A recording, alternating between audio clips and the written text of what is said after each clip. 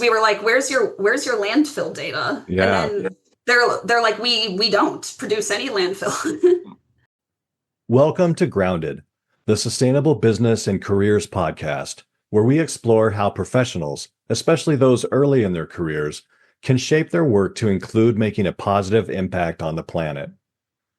I'm Michael Jordan, a professor of management and sustainable business at the University of Oregon's Lundquist College of Business.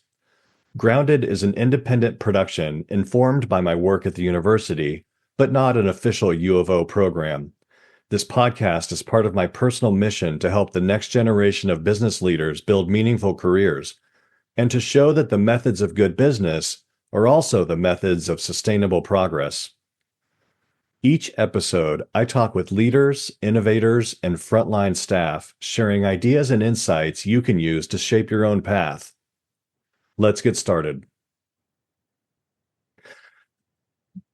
My guest today is Emma Loew. Emma is a data consultant at Jones Lang LaSalle in their sustainability data and reporting team. She specializes in aggregating and reporting ESG data for Fortune 500 companies, helping clients to have confidence that their decisions and disclosures are based on accurate data. Emma earned a Bachelor of Science degree in Earth, Society, and Environmental Sustainability with a minor in Geography and Geographic Information Systems Sciences from the University of Illinois at Urbana-Champaign, where she was a voting member on the Student Sustainability Committee. Emma is also fluent in Swedish, and her passion for environmental preservation was inspired by hiking through Swedish forests in her youth, which continues to drive her commitment to protecting the environment for future generations. Emma, I am very excited to have you as my guest today. Thank you for being here. Thank you for having me. Of I'm course. super excited to be here. I feel like I have to ask you about the walking through Swedish forests and being fluent in Swedish. It seems like there's a Sweden thing going on. Tell tell me about how did you find yourself walking through Swedish forests? Yeah. So, my mom, she actually immigrated here, to the US. We live in Chicago now, from Sweden when she was 18. So everyone on my mom's side of the family lives there. And it's been so special. I've been very grateful to be able to visit, mostly in the summer, but last year I went during the peak Christmas season, to Stockholm, was able to go to all of the Christmas markets, which was really Hmm. special. But yeah, so she has really just um, given me the foundation of the Swedish culture, and and I mean, I think just being surrounded by the kind of nature that you can't find near Chicago and rarely in the US was so special, because like the green that these gorgeous Swedish forests are, I mean, it's a shade of green I have never seen here. And it's so mossy, and you can just tell how the ecosystems are thriving Hmm. in every forest I've been in Sweden. And there's huge ant piles too Hmm. that I've never seen anywhere else. So I think it definitely sparked my interest in sustainability. Um, and and yeah, and even like a fun fact about Stockholm is they have, I don't think there's many cities that have this, but they have a carbon tax. Any vehicle that drives into Stockholm, they have cameras that take a photo of their license Hmm. plate, and then they're actually taxed, which is an incentive that the government has implemented to incentivize taking public transportation, Oh. which is really great there because my cousins live in Gothenburg and I can just take a bus. Hmm. Well, actually, a train to Stockholm. Actually, one of the fastest trains in the world. So it's pretty cool. All right. I love the connection between the outdoorsiness and the nature, and it sounds very authentic there between the sort of we have the forests, and we also kind of have this ethos or this culture about public resources and are doing putting that into action. That's pretty cool. Yes. Yeah. And I'll just add one more thing. Yeah, exactly what you're saying. Like I just think in general, the Swedish culture has a great, they find a lot of importance in balance. And one of the key words that is, I hope, is a takeaway for everyone is the word fika, which is every single day after, so you get to work at 8 a.m. usually in Sweden. And then at around 10, like before lunch, everyone will have a half-hour fika pause, like a fika break, basically, where you'll Okay. get coffee Huh. and have cookies together with coworkers and or any type of snack. And it's just says a lot, speaks a lot to their culture of taking a break, connecting with people, which sometimes can be very different in America, where there's a little bit less work-life balance, I'd say, Yeah. from what I've heard. It's funny you mentioned that because just the other day in class, my students and I were talking about the basic human needs or the human needs part of sustainability and the connection to ecosystem services and even using sort of Scandinavian examples of, I can never pronounce the word right, hygge, Oh, yes, Higa. hygge, and just Yeah. that kind of cultural, at least the way we were talking about it was, um, I don't know. Well, I won't be able to explain it right. I would be too embarrassed to try to do that in front of you. Tell us what it is. Well, okay. The one word that I say would say is like maybe even better is lagom, Okay. which I don't know if you've heard that one, but it No. means just right. Huh. So it's like which actually there is no translation in English. Okay. Hygge is more like cozy, from my understanding, but Yeah. yeah, in Sweden, like the word lagom, it's like you think of the Goldilocks and the Three Bears, like just right. But Okay. again, that's two words. Like it's Yeah. it's really, really says a lot about their culture that they have a word, one word, which is Okay. lagom for that balance and when everything is just right. Yeah. We were talking about cozy in the context of its relationship with kind of experiencing um, the cryosphere, kind of the frozen parts of the world, right? And Yeah. not just avoiding the frozen environment, but sort of embracing it. Because in some ways, without kind of snow and ice, you couldn't create the same type of coziness. So it's sort of this interdependence of the what the earth is providing that allows us to also feel that benefit. Yeah. Okay, that makes so much sense. Because I was like, how did he get come Yeah. up? But that makes a lot of sense. Yeah. And another reason why I like when it rains and I like when it's cold because it reminds me of just the seasons and everything and how Earth systems work together. Mhm.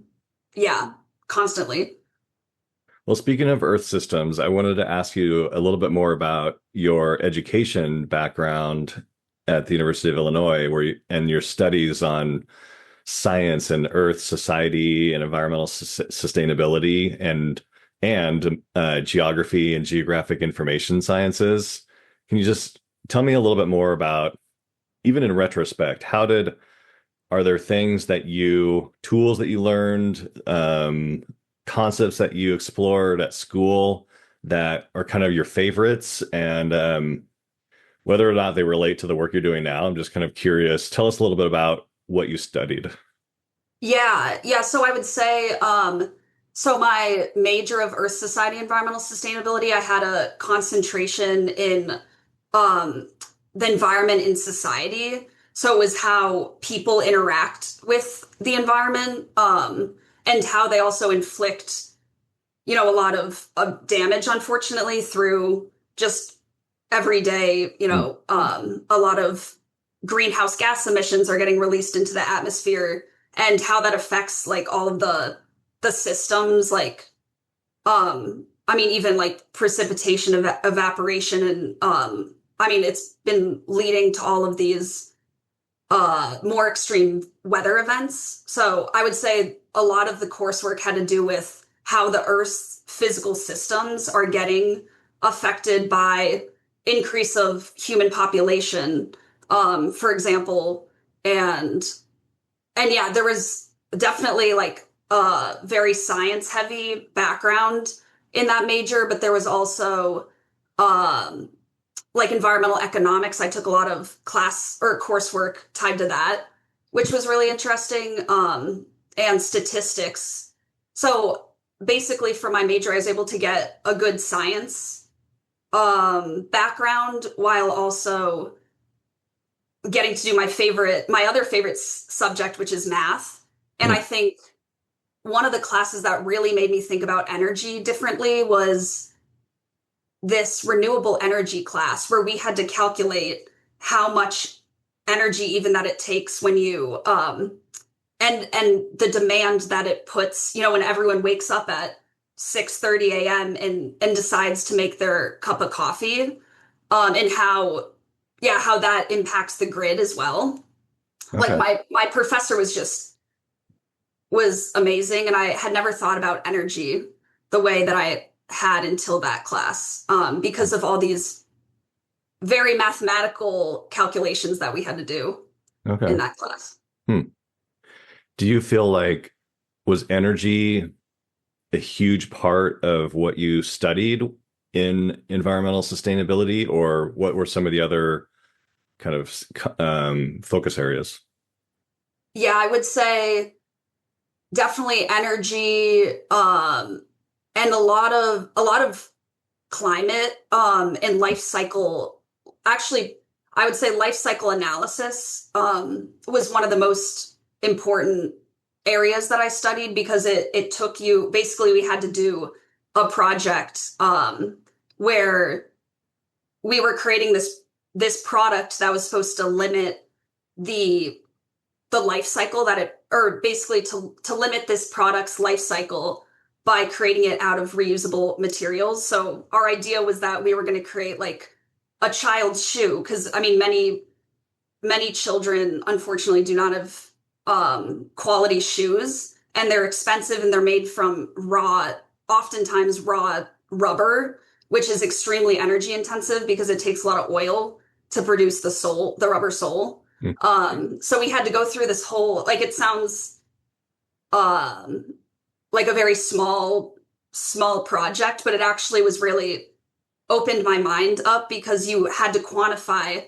how many emissions you would be saving by turning these recycled tires from vehicles into a uh, child's rubber sole of the shoe, and same with fabric. Like we would upcycle that, Oh, and that was in a sustainable business class okay. that I Wow. took, and Yeah. it was yeah. So I would say life cycle analysis and Earth's physical systems were some really interesting topics that I studied. Okay. Wow. That's amazing.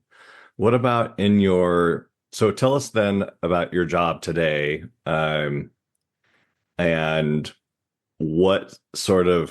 how that knowledge prepared you for what are you doing today, and how do you feel like you got prepared, or through school, or more reliance on learning as you go on the job.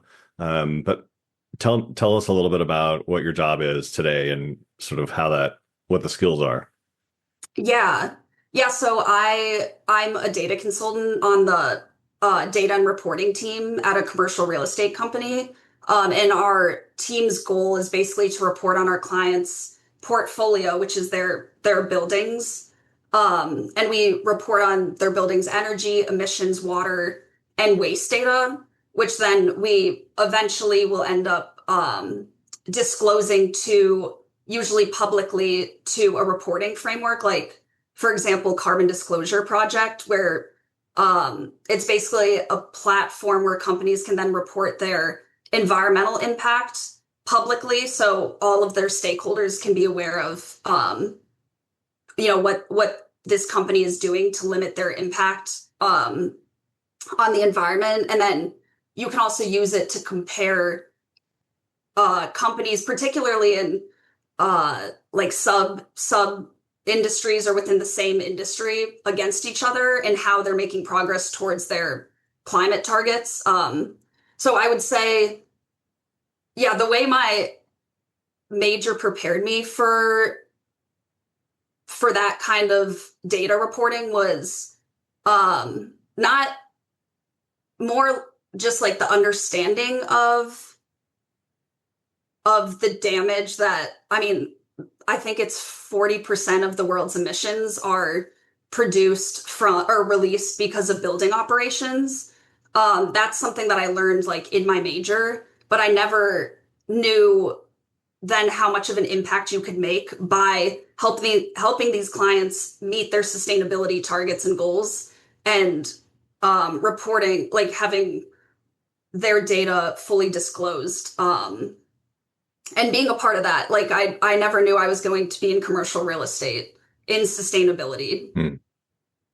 How did you end up in commercial real estate then? I'm wondering about the job hunt process, and it's so much on graduating university students' minds of how do we go out into the job world and the mechanics of getting that first job post graduation. How did it work for you?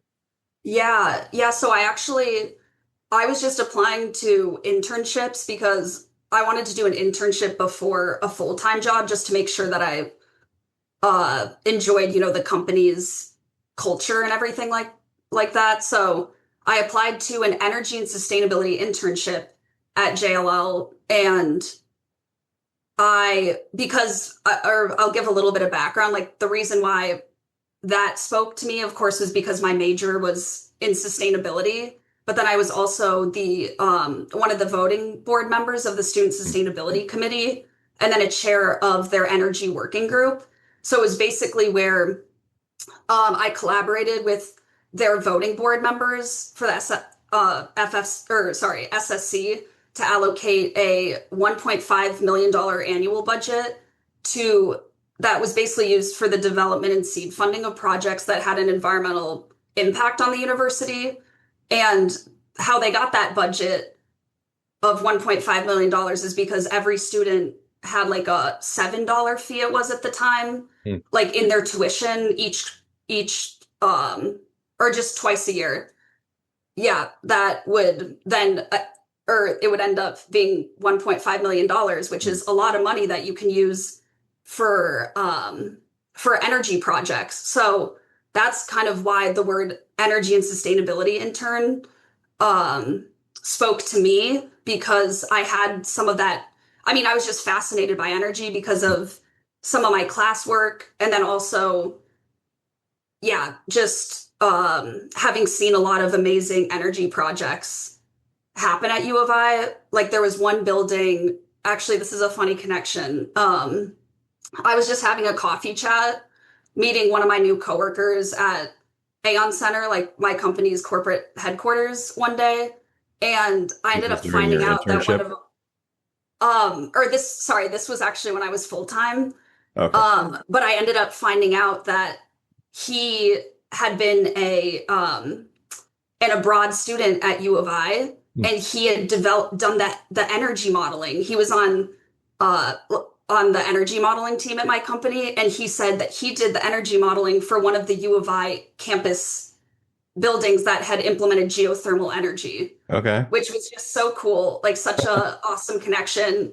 And he had gotten most of the money yeah, he proposed this project and then was able to design it, and they implemented it like with the money from the student sustainability committee. Oh So I thought wow. it was just like such a small world, Yeah. and so cool that I knew the person that had like figured out how to, it was called the SIF building at U of I, the campus instructional facility, and yeah, was able to work there like my senior year. Uh, that's a um fun that's a fun kind of full circle small world. Yeah. Sounds yeah. like when you were at U of I, you were involved in some work that's very similar to, it seems like a very natural segue from doing work within the school environment that then at least stoked your interest in that type of work as an internship, right? And then how did the mechanics work though, where did you just like how did you discover the internship availability in the first place? Yeah, so I just found it on I think many universities utilize like the handshake Yeah. platform. So I just found it on there and I said, okay, I have no idea, never heard of this company. But I do know about energy and sustainability. So I simply just applied to it. Hmm. And and I will say, or just like for advice, you should always apply to something, even if you only know are familiar with one of the words in like the job posting in like the title. I would always recommend applying, even if you don't have direct industry experience, because if you have come from a diverse background with different perspectives that you can bring to the table, then you will be seen as a valuable candidate and or an valuable potential employee for the company, even if you don't have direct experience in that industry. And I will say that also when I did get there were some virtual interviews Hmm. that I had like without a human because that's how Really? they do it these days sometimes, where you're just recording yourself answering questions, and then they review them offline. But then when I finally got my live interview, I will say like preparing for that interview is super important and doing the research on the company. Of course, I had to do research on the company because I didn't know anything about like commercial real estate or much about the company. But I researched their ESG report. Sometimes they're like corporate social responsibility reports is what Mhm. they're referred to as well. But I think just doing the research and the fact that I asked the right questions in the interview, like they could tell that I Hmm. really researched the company, is what led to me landing the internship. And even though I didn't have direct experience in like commercial real estate, for example. Huh.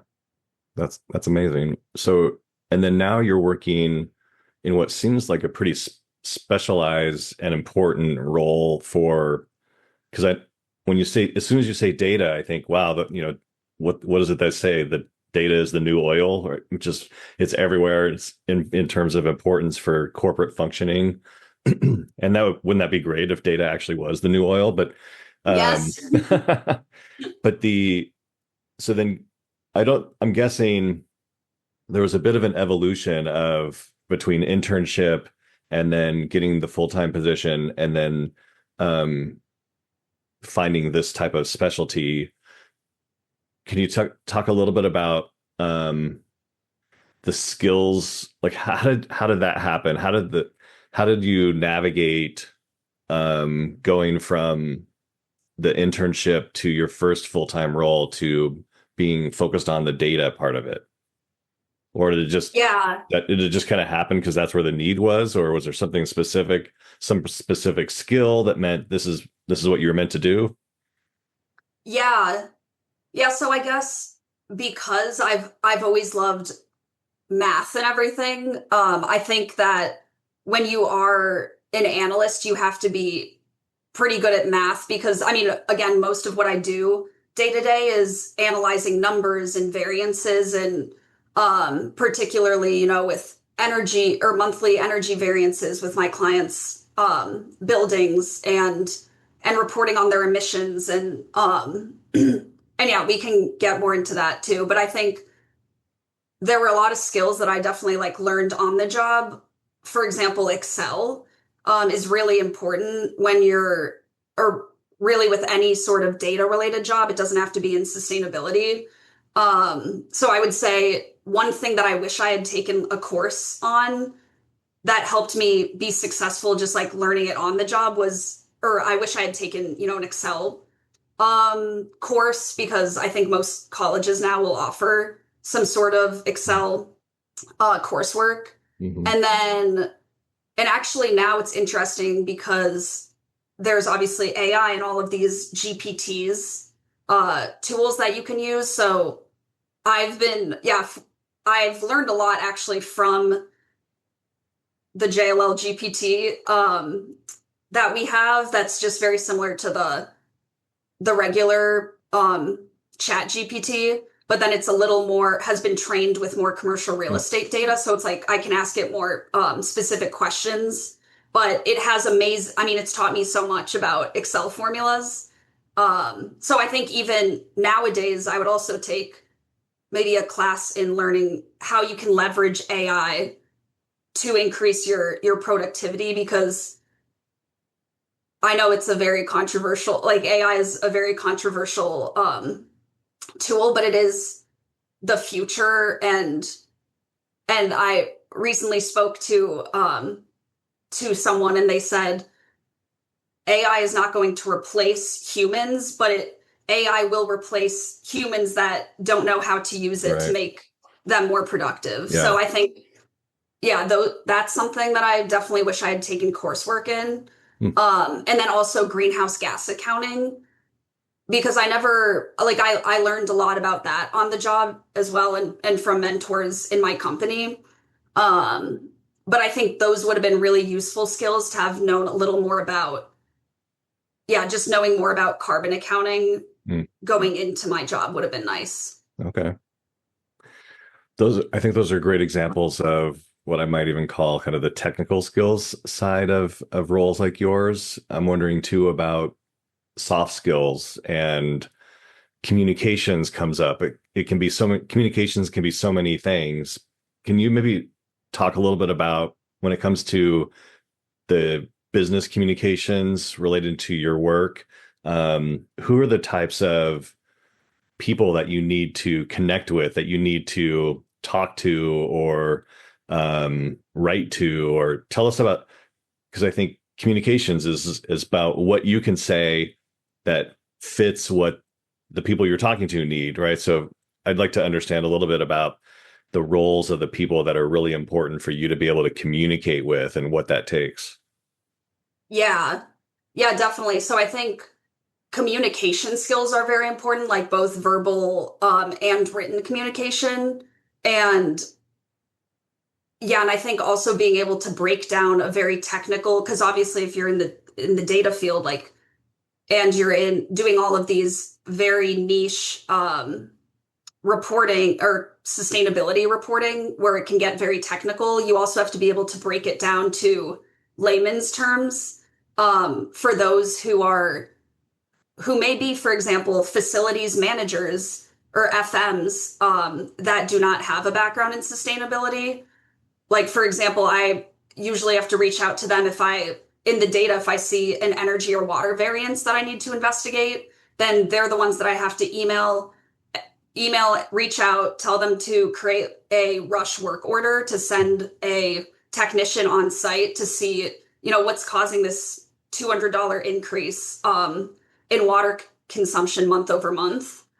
That's one example of just being able to have communication skills where you can also, in your internal team, describe exactly maybe an issue that you identified in a formula that's very technical, but also break it down for a facilities manager who understands that, like, what you need from them is to fix the leak that's on site, or Mhm. something like that. But yeah, so I think being able to have very detailed explanations, but also in layman's terms when you don't need to, is very important. And I also work with energy engineers, so they have all of the mechanical knowledge to be able to, for example, like conduct a tune-up on a building's HVAC system, which they might do by like optimizing outside air use for an economizer cooling Mhm.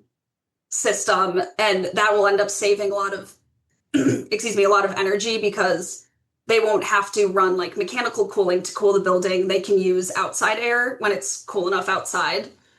So again, then maybe when I talk to them, they have to break it or be less technical um, when I'm asking them, like, hey, why has the energy usage decreased at this building that my company um, manages? And then they'll be able to tell me in more simple terms, like, oh, this is what we did to this HVAC system that successfully reduced the energy consumption this month. And like, you should see a 30% decrease moving forward. And then we can present that to the client and Mhm. say, hey, we're saving you not just energy, but this is a lot of money too. So with energy savings comes money, or a lot of cost savings as well, which is why it's a great field to be in, Hmm. because there's really no risk in taking these, sustainability initiatives on at your buildings. That makes sense. And so you talked about explaining those opportunities, identifying those opportunities through the data, which is like classically how it's supposed to work, right? That's why data is so important. So you can find things to improve, and to manage, into better performance. So, and are you communicating that directly to clients as well? Or does the data get used by others who do those communications? How does how does client communications work for you? Yeah. Yeah, so I have direct client interactions, every week, at least. So a lot of the times, especially with one of my global clients, when we're going through our data assurance process, which maybe we should do talk about that too. But if we while we're going through assurance, we work with third party auditors, and most of them actually have a financial accounting background, Hmm. which is interesting. So not all of them have a real estate data background or like greenhouse gas accounting background. So we get audited really stringently because of that. So I've learned a lot, through the assurance process. But if we have during assurance, we get one of our a site sampled, and then we have to prove basically that the number that we reported for its energy usage or water usage matches all the way back to the supporting documentation, which is usually an invoice if we're lucky. Then we'll have to reach out. Well, we actually have, for example, in China, we'll have the facilities managers. They have to translate these Chinese invoices to English. And so we'll have to email them, and they'll get back to us with, yes, like this number is correct that you reported, this 32 kilowatt hours, which would be very low for a building. But yeah, so I do have to reach out to directly to facilities managers all around the world, and it's really great to work with them globally. Yeah. So there's a lot of direct interaction and asking questions to verify the data. I mean, particularly for the assurance process. I think the global aspects of roles like yours seem really cool. Just knowing that you're making a difference in different parts of the world. Um, what is your observation? Is that something that you think about, the kind of the global nature of the job that you do? It seems pretty cool. Seems pretty cool. Yeah, no, I definitely I love getting to work with different people from all around the world. And I will say, like, I've also seen different parts of the world that have more stringent environmental, for example, like waste compliance standards. Like I'll just list an example. So one of my clients has a manufacturing plant in India, and actually by law, they can't have any waste go to landfill. So they have this, I think it's a pretty new machine, but it's an organic waste converter, or an OWC machine. And it basically converts municipal solid waste into compost within 24 to 48 hours. Hmm. And this is from a manufacturing site. So Wow. it's, massive amounts of waste that go through this machine. And the output basically is organic fertilizer that can be used in agricultural and, I mean, gardening activities. Like, I'm guessing that they sell. I mean, they might even sell it unless they use it themselves. But yeah, so basically, it's crazy to think of, or just the small scale. Like, if you compost at home, it can take anywhere from like a few months to a year. And then this machine can can create this very refined um, organic fertilizer in like 24 hours at a massive scale. Hmm. And I just think that's awesome that India has really stringent waste regulations, and that I mean, I wouldn't have known about this had I not been working with them and verifying their waste data streams during assurance. Amazing. Because we were like, where's your landfill data? And Yeah. then they're like, we don't produce any landfill. Yeah. Why is this zero? Yeah, Yeah. exactly. Huh. Interesting. Um, I love the what I would term as the authenticity of your personal background in being outdoorsy and how that's played out for you educationally, and that aligns with your job responsibilities. Um, I happen to know that you're a Taylor Swift fan, and I'm just wondering, this authenticity extend to your music taste? Or is Taylor Swift sustainable enough for you?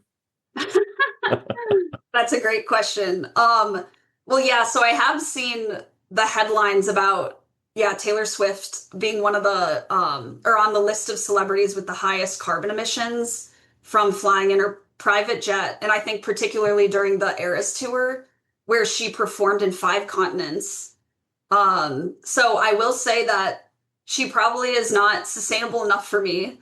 But the memories that I made, like memories of a lifetime when I saw her perform in Chicago, makes it hard, yeah, to critique her for that. But I will say I did a little bit of research, and her team has purchased carbon credits that were, I think they were equivalent to like twice the emissions of her private jet, her annual Hmm. emissions. So she is trying to make up for it, which is important. Yeah. I'm sure I feel safe in saying that I'm sure she does more in that area than many others. Yeah. Yeah. Yeah, exactly. I agree. I don't know if the big if the just shifting gears to to another topic real quick, but I don't know, maybe the big composting machine is an example of this, but I'm just wondering what's a cool thing that you've seen companies do, or even your own company in sustainability that you think other companies should try. Let's I just like to wrap up on sort of like if Emma could wave her magic green wand, what would other companies do that you've seen that's cool? Yeah. Well, I'll say, okay, one thing that's not directly related to anything that we've talked about within sustainability is the fact that the building that I go into downtown, called Aon Center, that it's home to almost 38,000 bees. Hmm. And I mean, I'm just blown away by that. And I've actually gotten to take a jar of the honey that they've produced home. So that was really, really cool that they don't just care about, reducing all of the emissions that are very man-made, but they actually, like, honeybees are such an important support of biodiversity in an ecosystem. And without them, like, we wouldn't have the gorgeous, um, yeah, the flowers and the trees that are downtown. So yeah, they're just so important as pollinators. In Yeah, I mean, that's why if bees go extinct, like, how are we going to get food even? But yeah, I think that just shows a lot about how much they care about sustainability, is that they also have 2 beehives that house 38,000 bees. And Wow. the honey was so good. I love it. Well, Thanks. Emma, thank you so much for the conversation and for being on my podcast and sharing your insights. I think that you have really helped to explain how the world of sustainability and jobs really looks and works and why we do it. So thank you so much for being on the podcast. Thanks so much for having me, Michael. I really appreciate it.